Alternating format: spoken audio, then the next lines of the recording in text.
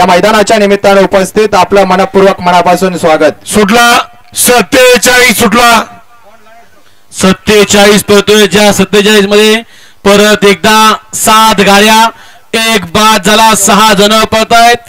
6 जणांच्या लढत चालू। कोण होतोय सेमीला पात्र? इथं हार आणि जीत आहे। अतिशय सुंदर आणि शेवटच्या क्षणाला कोणी टाप टाकला। सुमित सुद्धा या ठिकाणी थोडासा